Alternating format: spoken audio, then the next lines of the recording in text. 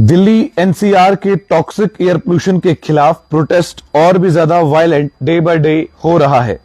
India gate पर जमा demonstrators ने पुलिस पर पेपर स्प्रे कर दिया, जिसकी वजह से पुलिस ने भी कार्रवाई की। पुलिस के मुताबिक 3-4 पुलिस पर्सनल इंजर्ड हुए हैं और उनका आरएमएल हॉस्पिटल में इलाज चल रहा है। यह सीन तब बिगड़ा जब प्रोटेस्टर सी हेक्साजन एरिया में दाखिल होने की कोशिश कर रहे थे और बैरिकेड्स को पुश कर रहे थे और बैरिकेड्स तोड़ने की भी कंटिन्यू कोशिश कर रहे थे। क्राउड को डिसअपियर करने की कोशिश में क्लैश शुरू हो गया। एक सीनियर ऑफिसर के हिसाब से पुलिस बार बार प्रोटेस्टर्स को समझा रही थी कि एम्बुलेंसेस और मेडिकल स्टाफ उनके पीछे ट्रैफिक में फंसे हुए हैं और इमरजेंसी पैसेज जरूरी है, उन्हें जाने दिया जाए। लेकिन धीरे धीरे भीड़ एग्रेसिव हो गई और तब पेपर स्प्रे का इस्तेमाल किया गया। इस इंसिडेंट के बाद यह बड़ा सवाल उठ रहा है, एयर पोल्यूशन का गुस्सा, protest management fail, emergency responder की सेफ्टी। दिल्ली की हवा पहले ही बहुत ज्यादा वीक है, पुअर है। कैटेगरी में लोगों का गुस्सा बढ़ता जा रहा है, पर प्रोटेस्टर्स का वायलेंट होना और पुलिस पर अटैक लॉ एंड ऑर्डर पर बड़ी डिबेट खड़ी कर रहा है। स्लोगन्स, एंगर और इंजरीज, पोल्यूशन का दर्द सड़क पर दिख गया, लेकिन फॉर्म ऑफ प्रोटेस्टर्स पर और प्रोटेस्ट पर कई सवाल खड़े कर रहा है। क्या सरकार एक्शन लेगी? पहला सवाल। क्या प्रोटेस्टर्स पर केस होगा? और क्या दिल्ली की हवा कब सुधरेगी?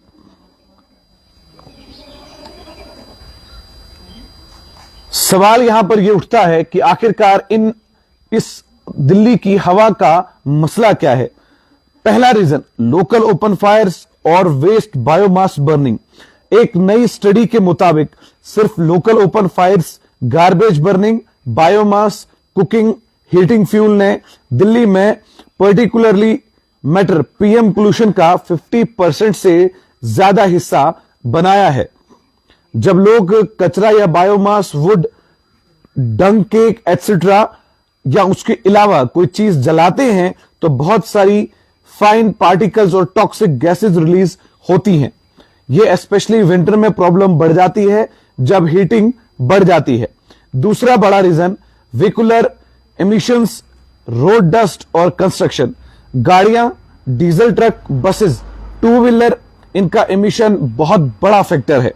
साथ ही रोड्स पर डस्ट का उठना, रोड डस्ट, रीसस्पेंशन और कंस्ट्रक्शन साइट से डस्ट निकलना भी मेजर कंट्रीब्यूटर है। आप लोगों की जो राय है वो कितनी ज्यादा जरूरी है, ये आप लोगों को मालूम है और इसीलिए हम आप सभी लोगों से ये दरख्वास्त करते हैं कि कमेंट सेक्शन में अपनी अपनी राय जो है वो आप लगातार दें, ताकि इस विषय पर कंटिन्यूअसली बात हम कर सकें और इस विषय को बहुत गंभीरता से सोचा जाए, क्योंकि सांस लेने के लिए हवा बहुत ज्यादा जरूरी है। और अगर हवा नहीं होगी, अगर हवा जहरीली होगी तो समय रहते बहुत सारी परेशानियों, दिक्कतों का सामना जो है वो एक आम आवाम को करना पड़ता है। तीसरा बड़ा रीजन, रीजनल और seasonal factors, crop stubble burning. Punjab और हरियाणा जैसी स्टेट्स में खेतों का स्टबल जलाना, राइस रेसिड्यू बर्निंग दिल्ली की हवा पर इफेक्ट करता है। स्मोक वहां से विंड के थ्रू आता है। साथ ही विंटर का मौसम, ठंडी हवा प्लूटेंट्स को ट्रैप करने में मदद करते हैं, जिससे हवा ज्यादा घनी, ज्यादा खतरनाक बन जाती है। चौथा बड़ा reason, industrial emission plus power plants plus bad fuel use. Industry से निकलने वाले pollutants, power plants, generator sets, ये कंट्रीब्यूट करते हैं। कुछ घरों में अभी भी बैड फ्यूल या इनएफिशिएंट फ्यूल यूज होता है। वुड, काउडंग जैसा इन सब चीजों को जलाया जाता है, जो मॉडर्न फ्यूल से ज्यादा खतरनाक साबित होता है। जियोग्राफिकल या meteorological features, Delhi NCR area का जियोग्राफिकल और मौसम भी प्रॉब्लम क्रिएट करता है, जैसे low wind days, inversion layers, ठंडी हवा ऊपर, गर्म हवा नीचे। प्लूटेंट्स का ऊपर उठने नहीं देता। दिल्ली का रैपिड एक्सपेंशन, ट्रैफिक जाम, ये सबसे बड़ा मुसीबत जो है वो बनाता है।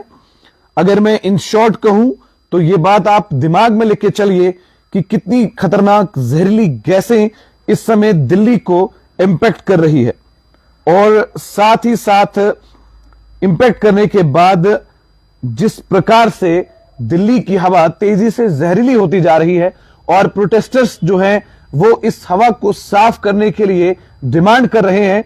लेकिन प्रोटेस्टर्स जिस तरीके से ये काम कर रहे हैं, पेपर स्प्रे पुलिस पर छिड़क रहे हैं, और पुलिस की तरफ से जो जानकारी मिली उस जानकारी के मुताबिक एम्बुलेंस एक जाम में फंसी हुई थी। उस एम्बुलेंस को निकालने के लिए बहुत ज्यादा इंपॉर्टेंट फैक्टर यह था कि प्रोटेस्टर्स को साइड किया जाए।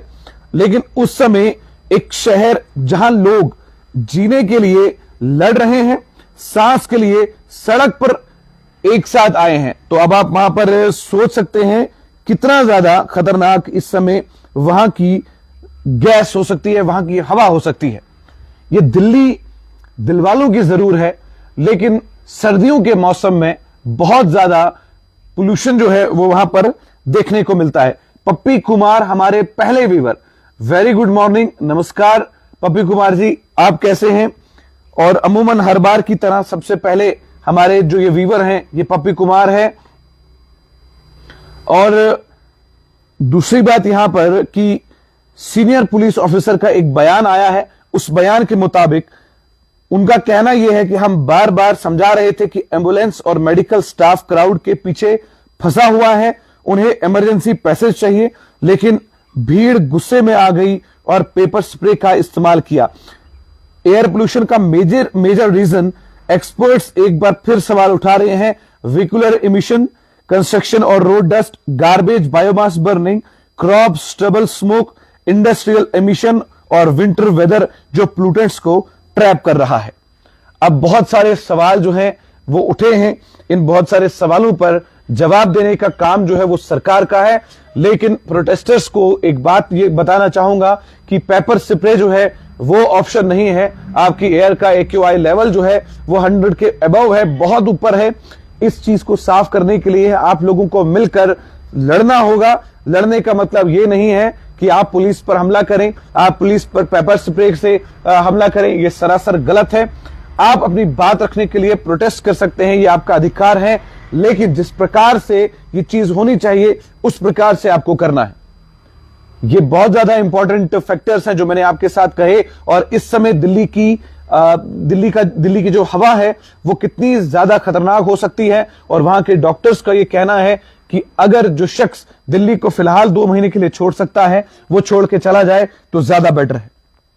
अब इन सारी बातों पर आप लोग क्या कहते हैं, अपनी राय कमेंट सेक्शन में जरूर करिएगा, और मुझे बताइएगा कि अगर आपका कोई रिश्तेदार दिल्ली में है तो क्या इस समय वो भी इस फैक्टर से जूझ रहा है या नहीं। देखते रहे चैनल वन आकिब आफ्ताब के साथ।